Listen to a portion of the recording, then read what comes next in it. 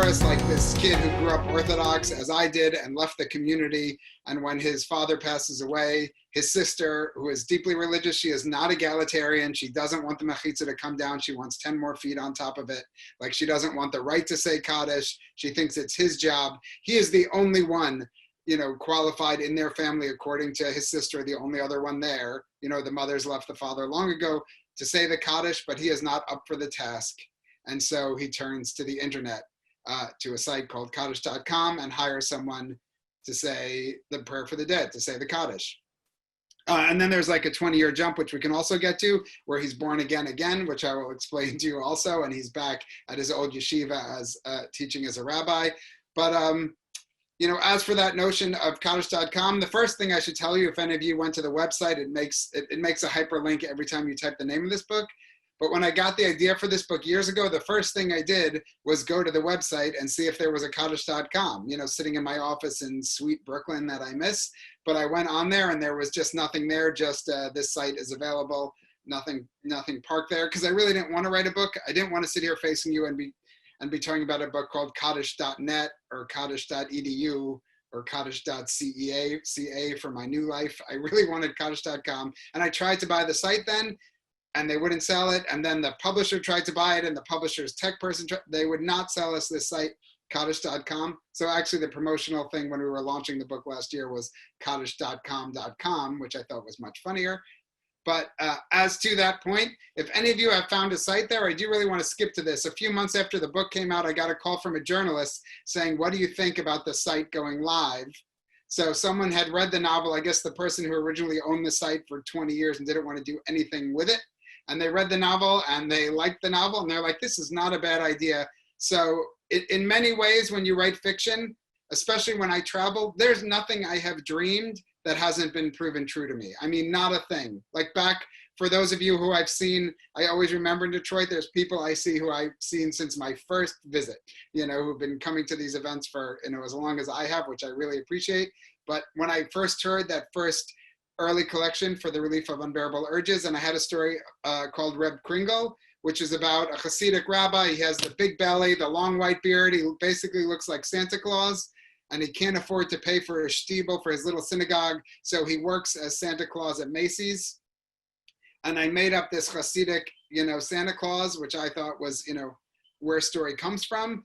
And I can't even tell you in the last 20 years how I have met every Jewish Santa Claus in America. They are legion. But in terms of stories breaking their boundaries, I have never had anything as strange as me dreaming up this site to pay someone to say the Kaddish for you and someone reading the book and making it real. And though I'm still a bum and should fast on Yom Kippur and all that stuff, I don't do anything. Still, I think maybe I can buy my way into heaven because I gave someone the idea to teach people, how to say Kaddish. That's a separate matter. And back to the very strange thing, which really, really, really runs through this book, which we can maybe talk about, with Jamie or in the Q&A. It's another way that I wish it didn't break its boundaries. One of the ideas that really drives this book, I was thinking how we live our whole lives inside this machine. I was like, my work emails that I ignore are in here, like my friends' emails that I sometimes answer in here, the news is in here, like people's romance is in here, their sex lives are in the machine, their secret sex lives are in the machine, their finances are in the machine, which upsets me, all the time because I'm never sure, like that idea, as we all don't answer those emails, don't put your passwords in. Anyway, but like this idea is like our whole universe is in the machine, and I started to think, what's next? Like, when does grief and the internet meet? Like, when do we mourn inside the machine? And, in this very, challenging, it's really a tough, dark year. There's no way to say it. And especially for America, there's been so much loss. But that idea of funerals and people are literally mourning inside of Zoom now, having funerals. It's almost, through the looking glass of what I couldn't have imagined and how much of my life lives inside of here now, including having, all of you into my home. So yeah, I was really thinking about that intersection of our lives inside this machine and our responsibilities to the people within it. So back to how I got to this book, like how did I even get here? As my fifth book, is I was thinking about where I started. Can you see the gray temples? It's 20 years of writing. I turned 50 this year. Like, that's a big one. The the bark is much worse than the bite. My mom, I was all upset. The day of, you're like, I'm fine. It's nice. But my mom said, don't you remember I cried every day for a year when I was 49? I was like, I do remember that. Nonetheless, I like it now. But back to that, I started to think, my last book, Dinner at the Center of the Earth, it is, I call it a turducken novel. It's a literary novel, but it's also a thriller, but it's also a magic realist history of Israel and Palestine. It's through the looking glass. It has 7 different plot threads running in it and takes place in 5 different countries. It was the craziest thing I ever engineered or wove. I had these maps to just hold it together in my brain. And I thought, how did I get to this point where I'm doing this comic but serious but meta but realistic but historical but dreamscape novel? I thought about that first stories that I began at, that world that I began in, which is of religious and secular, sacred and profane. And I really wanted to go back there for this book. And I already told you about the Reb Kringle story. The more you do talks, or the more I teach, or the more one lives one's life, you start to become aware of your themes and what interests you, or you start to understand more quickly how an idea germinates and turns into story. And I noticed, which I didn't know when I was writing, Hasidic Santa Claus, that I'm interested in jokes, but how jokes have no mass. They're just these light, airy things. But I was interested in giving mass to a joke, So to care about this Hasidic Santa Claus, or if any of you remember, I used to picture Cher circa Moonstruck, where the drummer from Rat, I used to have these big, giant, long curls. And my religious sister who wears a sheitel, she covers her head when I'd go for Shabbat, her friends would always say, what a wig I could make from that hair. I said, that's funny. That's a good joke. And then I thought, what about, a Hasidic woman who wouldn't be alone with anyone but her husband, who wouldn't even be alone with another respected man in her community? What if she would be in Chelsea and see some guy, some long-haired hippie with hair she just has to have? I thought, what would it be like for her to just have this mission, this dream? I'm very interested in these dreams. She cannot live this compulsive need to get that hair. And that's how this story from the first book, The Wig, was born. And I was thinking of that notion, and really back to mentioning kids, I started late, but I have a 5-year-old and then a almost 11-month-old. I am, again, if I fall asleep or, if I lose consciousness at any point, we're a little sleep deprived, send babysitters. Does anyone want to come live with us? Anyway, we will quarantine you. Nonetheless, I started thinking with kids about this idea. I have this whole Jewish background. I have this whole history of all this knowledge that it super drives my work. I don't thinking about it as driving my work. It's just my brain. But, any of you kind enough to read my work, it is just, it can't get any more Jewish. I call this Kaddish.com my most Jewish book yet, which even makes me dizzy. I'm like, if each book is the most Jewish book, could it be 110% Jewish? But this notion, when my daughter says, I'll have a challah, I was like, challah. What are you going to teach your kids? How do you pass this on? What is continuity and tradition? You have to make those decisions. I guarantee, I can tell there's a lot of parents on this screen. You have to decide what your reality is going to be. And when I call myself so secular, I was thinking I get teased horribly for being the most religious, not religious person in the world. I mean, my wife, my friend, they torture me because I'm always like, oh, I'm so not religious. I'm not religious at all. They're like, no, you break a lot of rules, but you have the most Heimish or religious soul.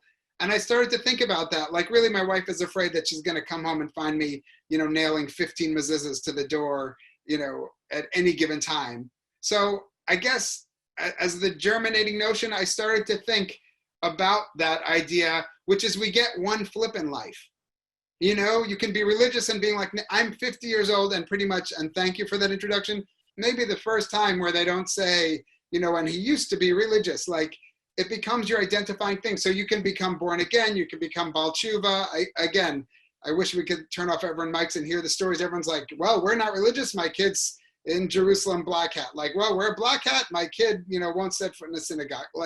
The cycles of time. But I thought you really do only get one flip. You can go Democrat to Republican, Republican to, you can become a libertarian. We'll hear you for about 5 minutes. Then we're like, that's your choice, Sexual identity, we really expect people to change once. And I thought, why aren't there more changes to the change? This is a driving concept that informed the Dinner at the Center of the Earth novel and this one, which is a Hebrew phrase. I lived in Jerusalem for a bunch of years, which I love, which is hafuch al hafuch, which is the opposite of the opposite. So I thought, I made this character and I thought he's so not religious, not even religious enough that he'll say Kaddish for his father when his father's super religious and his sister, when this is the biggest ask of his life, not for him. And I thought, like, why wouldn't he have a flip to the flip and actually say, you know, I was just at my nephew's wedding. We used to fly on airplanes. Everyone close their eyes and think back with me. We would just hop on the plane. Anyway, but I had just moved here and I flew back from my nephew's wedding. And as I said, I'm not religious. Like when there's like, you know, 400 or 500 Jews stamping their feet, it's truly like whirling dervishes, like to this song that's primal to me. To hear, like literally, it's, I had my daughter with me. I was like worried about her, like just hearing, the chandelier, the floor is shaking, the building literally shakes when that many people stamp their foot at once and sing a song. That is truly ecstatic. And it really reminds me of this book. Like I have it in me. Like, why wouldn't I just flip, And that's when I started to think I wanted to show this flip. I wanted to explore it. And as a writer, you want pressurized form in story. You want the most extreme example that a story can bear. And I thought there's no greater pressure for religious and secular. Again, we're at this moment in history, like Americans are seeking justice and change, where, we have two different realities, like, I haven't seen since, like Israeli and Palestinian, like America is split.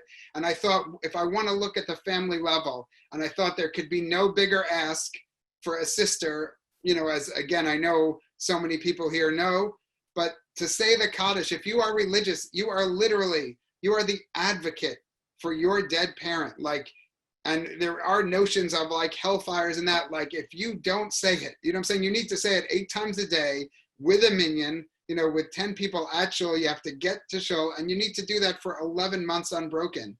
Or otherwise, what I'm saying? There is punishment. There are the hellfires. Like, the sister cannot need her brother do it anymore. And as those of you who are not, religious in that way, or like me, who are really, honestly, like, the workouts are really suffering at home right now. The Oreos are doing really, like, if you have any kind of discipline, like some things are too much to bear at a given moment. And to ask someone who's literally not religious to say that prayer, it is just way, way, way, way too much. Anyway, that the driving justice of the book is when he becomes born again. When Larry becomes Shuli, he needs to find the person. He feels like Esau, that he sold his birthright. He's trying to find this guy from 20 years ago who said Kaddish on his behalf because he wants his mourning back. That drives the book. And only one more element, and then I'll be quiet, that I want to tell you. One of the driving threads of this book, I teach at NYU, that got mentioned, I think, but I love to tell my students the idea. I got muted. Oh, I got unmuted. You learn these rules of fiction to break those rules. So I'm very against dreams in fiction. Dreams in fiction are pretty lazy. Like it's just an easy way to show something. And I thought about it in this book and I was like, you know what? When I was religious, dreams are not lazy. Dreams are portents. 7 years, of good times and 7 years of famine, are sheaves, the things that when I was little, when they told us those dreams, when we learned Torah and studied them, they are so vivid. Those are real portents, not Freudian things to be interpreted, or not meaningless, serotonin floating around or dopamine. I don't know what chemical floating through gives you a dream, but nonetheless, I thought like these are portents. And for someone this religious in my book, and someone who's, born again, and someone who part of the book takes place in Israel, I was like, in Israel, a religious person having a dream, I'm like, there it is real. That is a separate reality, as real as the fictional reality. And part of the thing he dreams in this book that I just want to talk about for a second, if we're talking about grief, I'm very interested in heaven and hell. I mean, a lot of us are, but as adopted Jewish notions, I think of them as newfangled. I think we got that from the Greeks, and then the Romans took it. Again, as a fiction writer, I learn all my facts, I write my books, and then I forget them completely. And then it's, who knows what they turn into.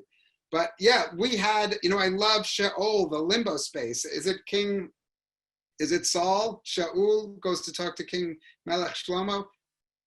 We'll go with Saul to Solomon. but God gets mad at him and won't talk to him anymore, and he's the king, and he's the one who outlawed magic in Israel, and he goes to find the Machshefa, the witch of Endor. Like, I love that. Those are our books, you know? He goes to find the witch because he needs to talk to the previous king for some advice. And I was like, I love that we had witches and a limbo state, you know, and then it turned into this notion of heaven and hell that, you know, a lot of the monotheists, I think maybe we all have got it. Yeah, I think that's safe to say. So one of the things as a yeshiva boy that I'm interested in is the way they would raise us up. Once we hit puberty and they start to see us as a bit dangerous as naughty Jewish boys, they started giving us these perceptions of heaven and hell that haunt me still. And I wanted to, you know, weave those into the book. So one of them, think about this as a 14-year-old boy. They're like, when you die, you go to heaven, there's 3 chairs, God sits on one side, your mother sits on the other, and you watch a movie of your life. No problem. If you're a good boy, it's wonderful. You know, that is a terror to a 14-year-old. The other one, I remember this rabbi saying it with real, you know, love in his heart, like that, you know, the heaven and hell, that's the notion, olam haba, the world to come, a singular world, the shared space. I got very interested in Judaism, how it can be the same space, that you're just learning Torah all the time. You know what I'm saying? If you're naughty, if you want to stream reality TV and look at your iPhone and refresh your Instagram, then you're going to be in hell. But if you're happy learning Torah, what better place could there be? And the one that really, really drives this book that I really loved as a notion, because I try to think I step back from that reality, and I think how your childhood normality, the stories you're told, they're so second nature to you. But when you tell a friend who say not Jewish and it like their eyebrows curl, will be like, what? You know, so one that I loved, which is how I pictured heaven forever, is it's this infinite feast. You know, all the food you could ever want, as kosher as you want, as much sodium as you want, whatever you want in there, all the calories you want, this infinite, endless feast. The only problem is when you reach to get it, God has taken your elbows away. Your arms are like broomsticks. So if you are a greedy, selfish person, you sit there flailing in front of a feast, starving to death for eternity. And if you are a kind soul, then you feed the person across from you, they feed you back, you know, and then it is, you know, just an eternal feast of joy. And I really wanted to take both this notion of obligation, the serious part of this book of Shuli, a man on a mission to put things right with his father, with his wife, with his kids, with people in the internet, somebody really working on tikkun olam, on putting their space right in the world, mixed with these notions of heaven and hell. That seems like plenty. And without a breath, if you noticed. I'm impressed. Anyway. I had some questions prepared, some of which you've already answered. So let's start with a question from the audience. Karen asks about OTD, I guess, off the derrick or oustem, whatever the translation is, off the path. Yeah, novels. They're very popular right now, and TV shows. Have you considered writing such a thing? Oh, that's a great first question, because it really is back to like evolving. And by the way, I guess everyone, I'm new to, I have my 5-year-old show me all the iPad, the Zoom features, but you see the chat thing, you can always type a question in there and Jamie can see it. If you have one, it's right on the bottom next to, you know, that little question mark. Anyway, but, oh, that's such a good question. I was so, you know, back to, I always like to play a chicken and the egg thing, where like, is it my religious upbringing that made me so like compulsively singular focused on things? Or do I just have that personality? You know, it's the same when I did yoga. It was everything I do is like, you know, not addictive, but more like obsessive. Like I get so interested and focused. So I'm really pure about things. Like, you know, when I did photography, instead of getting more digital, I got less and less until I was shooting 8x10 with a hood over my head. You know, so I only wrote literary short fiction with lots of Jews in it for years. And then I was like, okay, do novels. And it's the wonderful Nora Ephron, who I miss a lot. It was after my first book came out, she wrote and said, do you want to have lunch? I was like, yes, I'm a huge fan. And she wanted me to write a play of the first story in my first book, The 27th Man. And by the way, my second play would have opened 4 days ago in San Diego at the Old Globe. But we have all, you know, pushed off a lot of things that I hope we'll all be able to, I truly pray and I hope we're all able to sit together soon and shake a lot of hands. So, you know, this play, I didn't write it for 10 years. I would have lunch with her, I'd wait. And then working in this new form that I wouldn't have done if someone who I didn't admire so much was like, I'm telling you, you can write plays, it's in you. It changed my fiction. It changed the way I work. I became in love with this form. And then, I'm sure many of you know Jonathan Safran Foer. He talked me into translating this Haggadah, and then I translated some of Edgar Keret, who I know has been out there, the beloved Israeli author. And I started to work in other forms, and it's been life-changing for me. And really recently, it's the first time to become interested in like, why don't I write something for TV, just original, only because I got all literary. There's the people who grew up in this world who are like all fancy and grew up in literary homes and salon-like houses. Like, I'm a suburban boy from the 70s and 80s. If you remember, nobody checked what we were learning. I just watched TV all night. As soon as I got home from school, parents commuting, latchkey, you'd get off the bus from yeshiva and I'd watch TV from like 5 to 1 till the stripes came. There used to be the stripes. And then I'd start again in the morning. And then I'd say I had a stomach ache and stay home from school and watch, whatever, Beat the Clock and Monty Hall, you name it, whatever was on during the day in reruns. Little House on the, I didn't even like Little House on the Prairie. Point is, I'm really interested in that form now. You know why? It's become, if you have a certain kind of brain, you can have a different kind of character in TV now. Like, I feel like you can have these really rich dramas. And yes, the back to Jewish TV, and like, it's so shocking to me. Let's just talk about unorthodox for the rest of the time. And again, I don't know if you're like that, if you have certain, I do this work, I write certain things. I had my claws out. I was like, am I going to like this? I wet my eyes out. My mom loved it. We're like, my sister would not love that show. We're like, don't watch it. She would have issues, I'm sure. But the point is, yes, I really do think anyone wants to collaborate on anything I'm in. I yell at my students now. My job is to save them time. Any form. It took me so long to end this, answer back to Nora Ephron. I think about Nora a lot because she was like the best cub reporter there was. And then she wrote Heartburn and was the best novelist. And then she was the best screenwriter and writing things like Silkwood. Then she was the best director. Then she was the best essayist. It really took, after she was gone, and I was thinking about it, I was like, oh, my job is to tell stories. And if you find a story that suits a form, I am in. You know what I'm saying? I will do a cartoon with you. I will, whatever, you name it. So we've had a lot of people writing in with sort of their cottage stories, and also some of their favorite funny moments from the book. And, it's interesting. I will read those after if they're in the chat. Yes. Yeah, and I can save it all and send it to you. Oh, I would love that.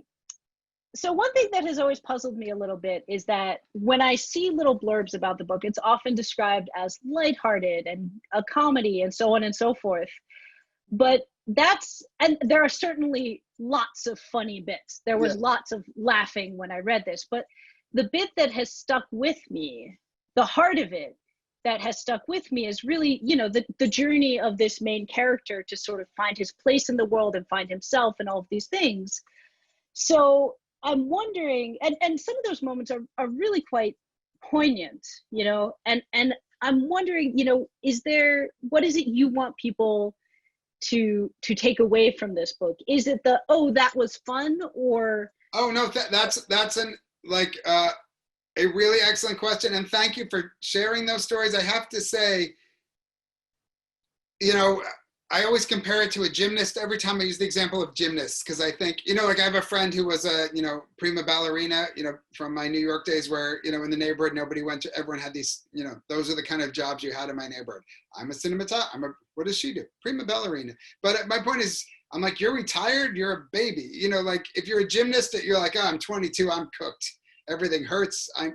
So for a writer, I feel like, oh, I'm only just turned 50. I'm 5 books in. I'm just getting started. Crack my knuckles, So one becomes aware of like your interests go deeper and down these routes. So 3 books ago in the collection, What We Talk About When We Talk About Anne Frank, I had a story that I wrote called Sister Hills, which was, I just wanted to explore the idea of contracts, of like this notion of, Greater Israel or the occupation. I just wanted to look at 2 sides of a thing, which came out of my Argentina novel. I'm very interested, which is what we need to be a functioning society, which is empathy, which is understanding that people have beliefs and finding a way to communicate. Like, that is essential. Like right now, people are, you know, it's extraordinarily moving, people screaming to be heard, you know, it's, so I wrote this story where, you know, I don't believe in being didactic.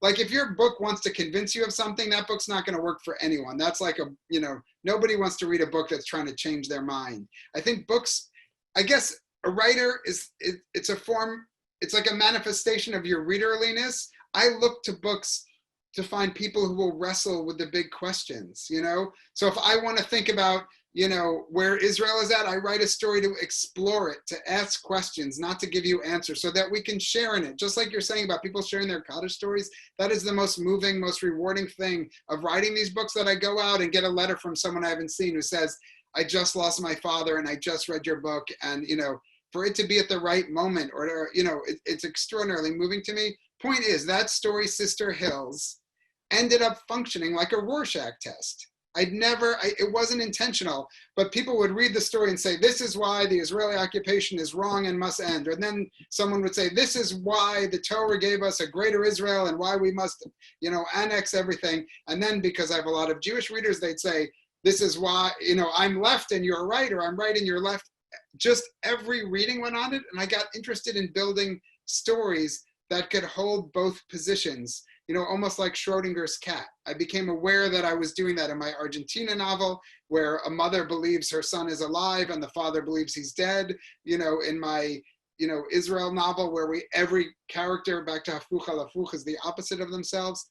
So yes, it's really, to me, like fascinating. Like that's what brings me joy after the fact, is getting people's reads. So, you know, it can't be a Jewish event if I don't talk about my mother's son, but like, that's it. Like she thinks it's a sad book and she'll be like, Phyllis called me from Netanya. She thought it was hysterical. You know, like it's that idea. It really has been holding both positions for a lot of people. And, you know, and that I think is how my brain is. I really did. I've said this exact line, I'm sure, in Detroit every time I've been there, you know, that when you grow up in a black and white world, I'm sort of both tortured and fascinated by gray space.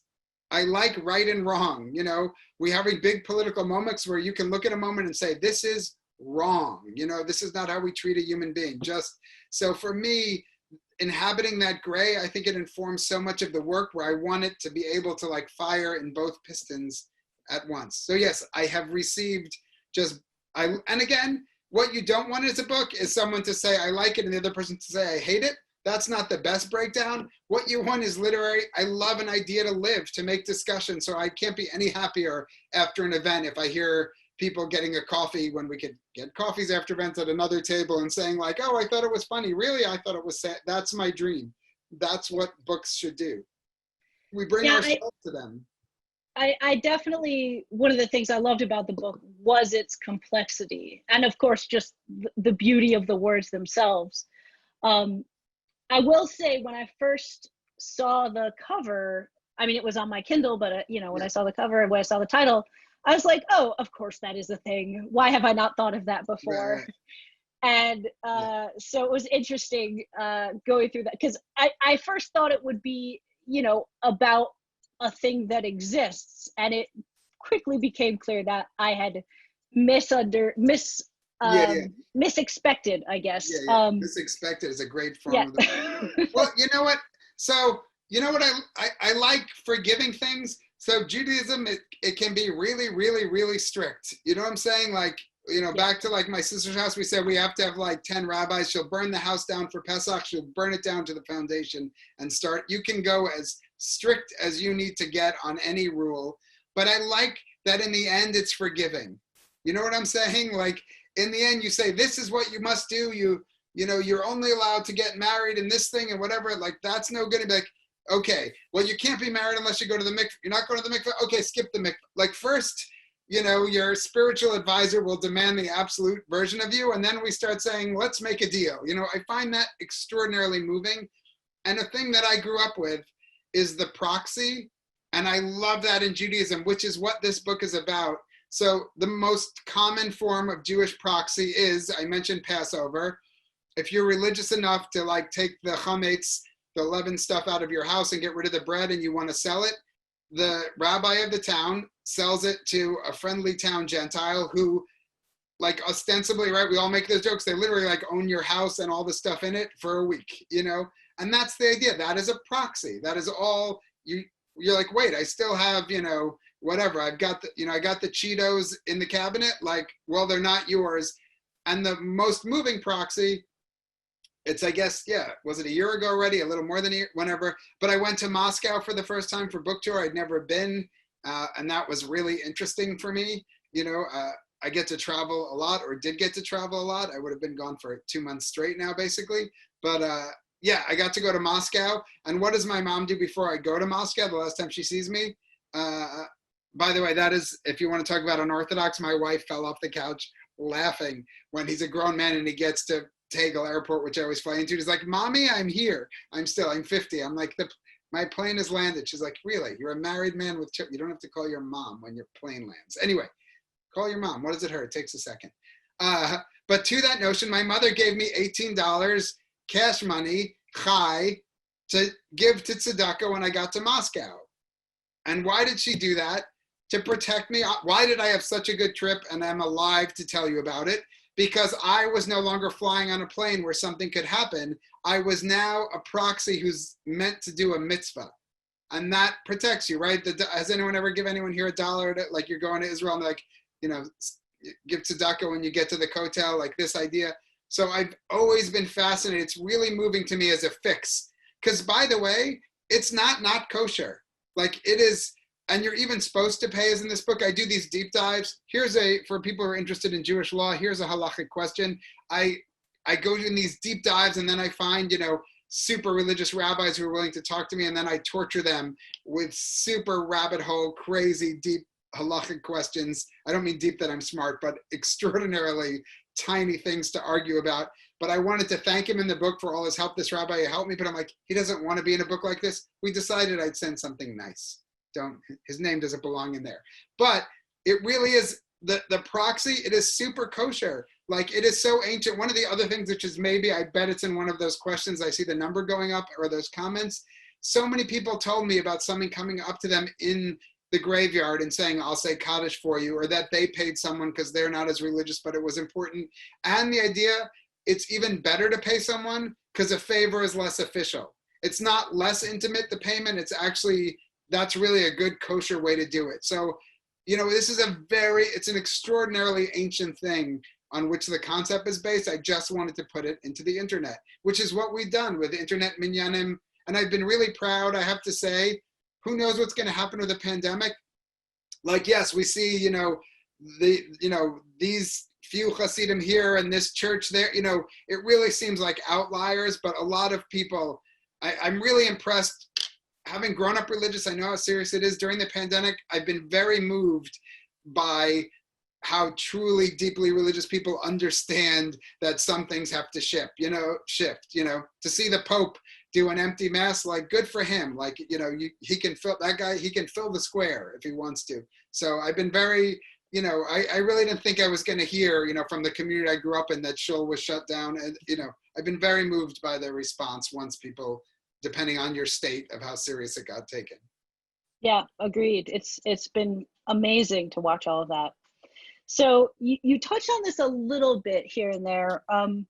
One of the things I found really interesting about the sort of journey of the main character is that usually when I see these stories of sort of returning to the derrick, there's some sort of flashbang, for want of a better words, you know, an epiphany, a revelation, something big happens, right? And at the beginning, it sort of seemed like he's gonna go back into that world like right as his father dies, but he doesn't. It seems like it's a transformation of habit more than revelation. So I'd like to hear you talk a little bit about why that version of the story and not the more traditional sort of revelation trope. And I hope we're back in our usual, I'm going to have a glass of wine after, good on you. But I hope we're all back together soon after this where you can scream at me. Someone always screams at me about this part of the book.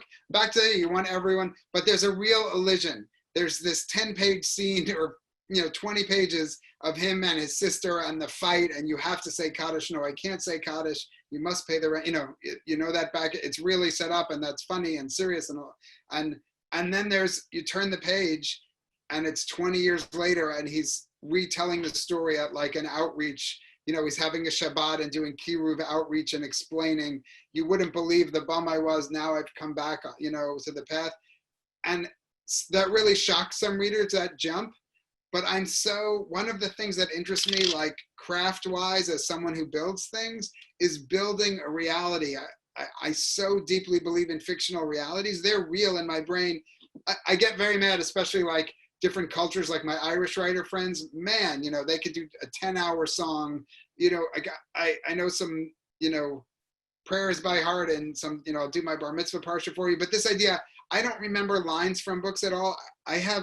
My brain makes memories. I see them. I bet a bunch of you are like that. Like if a book is working, when I remember it, I see a room, I see people, I watch it. That's how books work for me. And that's because that only happens if it's a reality. And I guess I really have been thinking about what makes reality, and it's the absence of details, of missing parts. Like all of us together tonight, I always say, like, this is infinite. This has never happened before, and it's never happened again. And what makes this real, like you can't even see my very fetching knees. You know what I'm saying? Like, I am wearing big boy pants, but I'm just saying, like, I see your faces and you're real to me, and I'm so happy you're here, but it's like that absence of, I don't know where you went to camp. We have so much, all of us, to catch up on. And I feel like what makes good stories sometimes is we don't need that part, like, as I say, when I get introduced, they say, thank you. Like, he's got a bunch of books and we're talking about this now. And, like, how did I end up in Toronto? There's all to get to my wife and meeting my wife in Toronto. And then we were living in Malawi in Southern Africa. There's like countries, and we were living in Berlin, and then this happened. And then we moved apartments I have infinity stories to tell you to get you to now. And I like that what makes a story real and interesting to me is just those absences, those negative spaces that we jump, that we move. I really think that's what makes story interesting to me. And even when we have the facts, I often use like, I know Detroit's a really tight community. I know we have some people from farther afield, or at least one San Francisco background for fun. But nonetheless, I say, if your friends of yours have been married forever, you hear that they're getting divorced. You have like your version, your partner has their version, each of those people getting divorced. You can even have all the facts and they're not going to match up, and being like, well, she cheated. I always say, I would have cheated on him 20 years ago. Like, we just take what we have, we make the narrative, we piece it together, and what makes it something like that you want to dig into is these spaces in between. Like, what happened? They were the best couple. What happened to them that they got divorced? That's what you don't get, and that's what makes it interesting. Thank you. So if you are interested in asking a question live on video, now's a good time to send me a little note. Another question from the audience, were you inspired by Yiddish writers like Isaac Bashevis Singer, his brother whose name I forget? Singer. There we go. I knew there was an I. Yes. So, I mean, did Yiddish writers inspire Yes, you? I love that. And Singer was always so beautiful about his brother. The Brothers Ashkenazi, that's like a great, great, great novel. It's extraordinary. And I never forgot this character, if you grew up on TV, but Fat Albrecht. I thought before Fat Albert was Fat Albrecht. That's the Yiddish version of Fat Albert. Anyway, but yes, I love those. I go back to them. I just had Singer. You know what? I get much less reading done. Back to getting older, you're not supposed to read anything. Thank you if you're reading me, but you're not supposed to read anything. I read so much less when I'm trying to read what I'm supposed to read. I just can't bear it. If everyone's like, you have to read this novel, and then it sits there and I read half a page. When I read the books I want, I am so happy, and then I devour them. I eat them. So yeah, it's, I was supposed to be, I wrote these books back to back. I usually have 5 to 10 years between books, and something happened. I think having kids, everything, again, hafuch al hafuch, I had so much less time, but it makes me use my time differently. I don't know. Maybe I'm writing faster now, but I was supposed to be working on this play. I was supposed to be in rehearsals, and now I was supposed to be, I don't know what, pacing and reading reviews or drinking champagne. I don't know what I was supposed to be doing, but yes, I suddenly find myself after 5 years or something, just having to start new again. It's been so many years since I've had to generate. And what do? I take my singer down. I go back to my singer stories. I love them. I've been really into Shalom Aleichem lately. I was just asking, back to those of us who prize the wrong things, I just saw during this moment where people are posting a lot of good stuff, it said, stop making stupid people famous, which I thought was that'd be very good for America, But, I think of the fleetingness. You write for writing's sake. It really is a purist, back to me being able to jump into rabbis' heads and this way into a shuli head, which is like, it really is a dedicated craft for me. It's not about anything but, but storytelling. But if you crave fame, I just asked, I was in Paris in January. I think there were like 150 people in the room. And I said, who here's heard of Shalom Aleichem? And one hand went up from a Jewish woman who's into Jewish literature. And I said to the room, how many people do you think were at Shalom Aleicham's funeral? And I said, let me preface this by the fact he had just moved to New York. He had been there in New York for a little bit. He'd gone back to Europe, but he came back. He'd been in New York for 2 years, and he was writing in Yiddish. He's writing in a second language in New York, and it's not like he's, I've been in Toronto. I don't know that many people for less than a year. 2 years ain't a long time. How many people came to his funeral? And everyone got sad, like 7, 4, no one. 150,000 people lined the streets of New York. Google it after. You can Google it now. I won't see even, but Google it after. I look at that picture all the time. Anyway, I love the Yiddishists and I love those voices, and not because they're Jewish. I love the 19th. I love the Russians. There's a certain kind of storytelling voice that I just devour. So that's that. Someone said, "What am I reading now?" I stopped what I was reading. Oh, I took. Colson Whitehead is a good old friend from the beginning, but I took Nickel Boys back off the shelf. It's a moment to reflect, to educate, to think. And, I just wanted to read again about a certain period of capital B Black life in America. And it's such a beautiful, also, I love a story, same as the Yiddishist. That book's a story, So I'm reading that. Oh, and I got Harry Potter for my daughter, but she likes, for those of you with kids and grandkids, she's 5. She loves Dory Phantasmagoria and Ivy and Bean. Those are the 2 killers. But I was like, oh, this is how literary I am. I'm like, apparently, I think that Harry Potter is done well. So I got her a Harry Potter, and she's not ready. We need a few more months. But yeah, so I finally read the first Harry Potter. Guess what? Couldn't put it down. I think it's going to be a hit. It was just translated into Yiddish, FYI. I don't know if you actually read Yiddish. I don't speak. I don't Hebrew and, some curses and some foods. Yeah, no, it was just translated into Yiddish, which is fascinating. Maybe she'll make some money now. Maybe she'll do well finally. Maybe. So a thing I have been wondering about for a while is that, so there's a kind of parallel naivete in this main character, right? In the beginning, he's looking at this website that, yes, of course, from 2020 screams scam, but it's set in the 90s, so okay, fine. Yeah. The internet was a nicer, kinder place back then.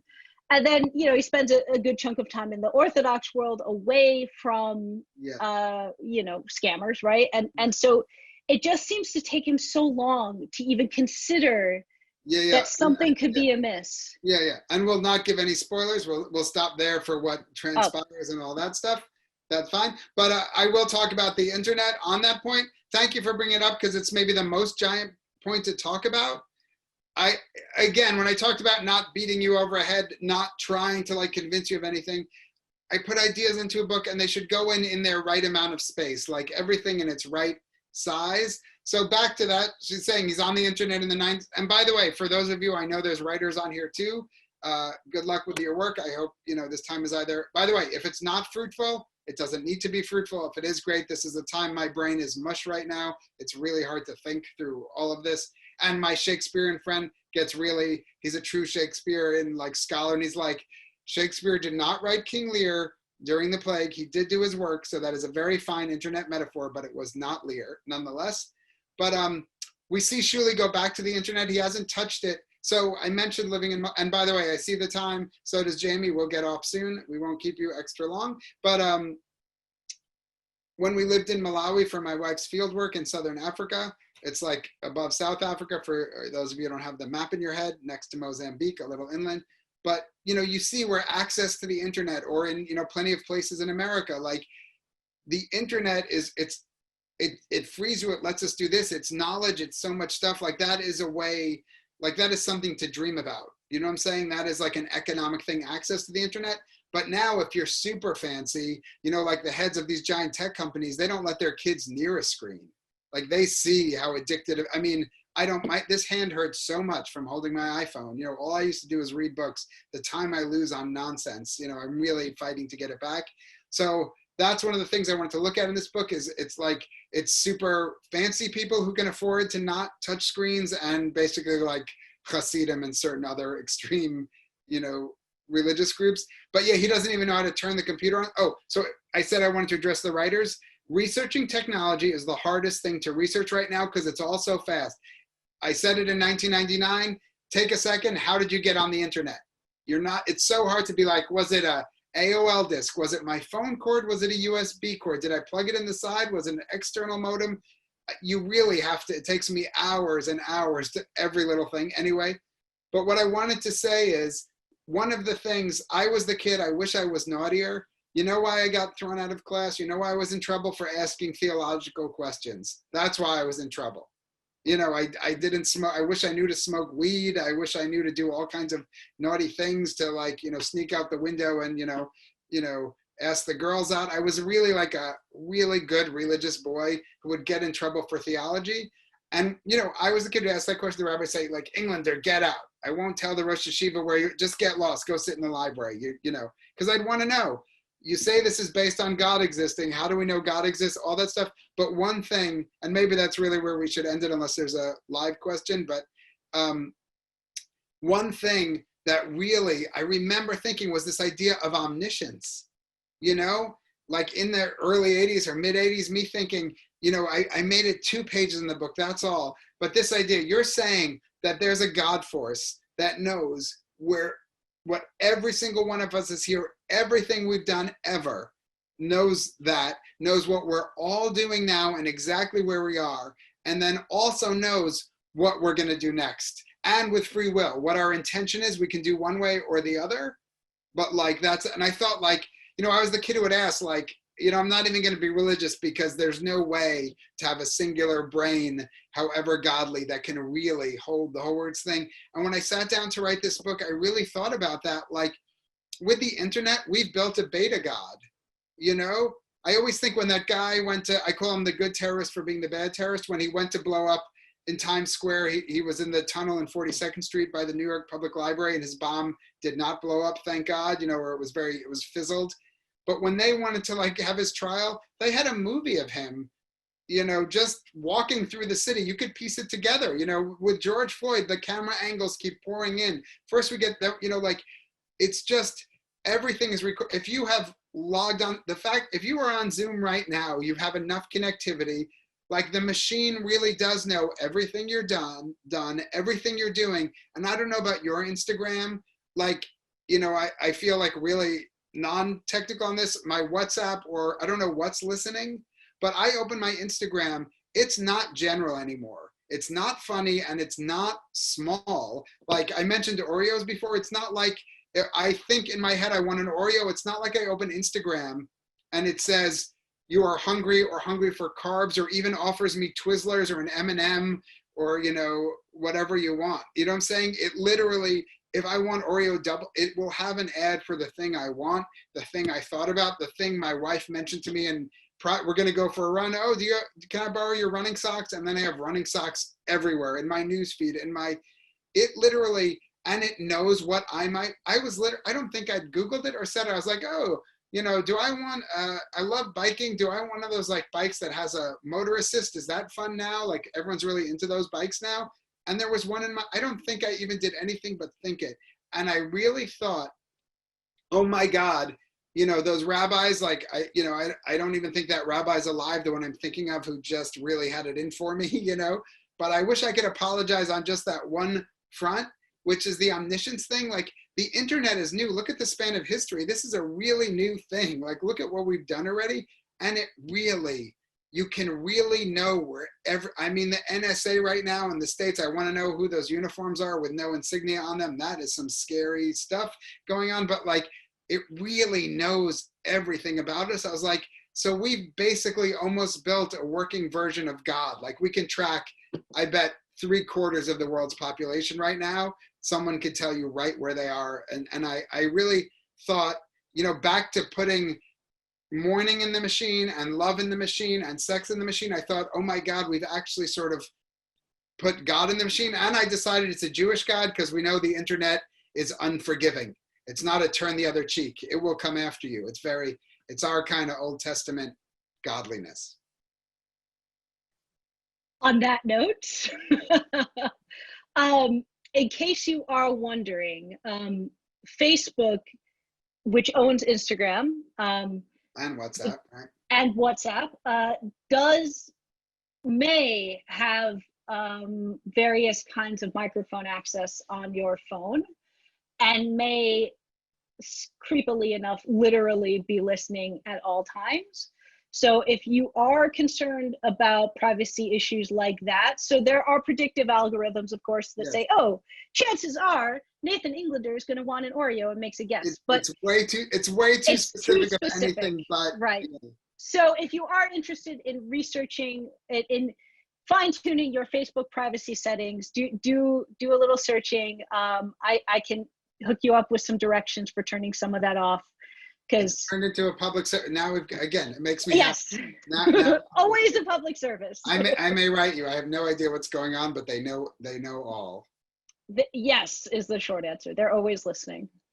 So on that cheerful note, thank you everyone for coming. Thank you, Nathan Englander. Oh, really, thank you, Jamie, and Detroit, and really, this is so heartening and uplifting. I didn't know. Sorry, I'll let you talk. I'm talking over my New York style. I'm in Toronto, but I'm not yet polite. But I just really, before everyone goes, I'll go back to Jamie. But thank you. This is really uplifting to see us all together and stay, you know, safe and clean-handed and you know, just, you know, I wish everybody well. We'll get back to our lives. But sorry to you, Jamie. Sorry. That was basically what I was going to say. Good job. Thanks. Thank you all. Have a great evening, everyone. Thank you.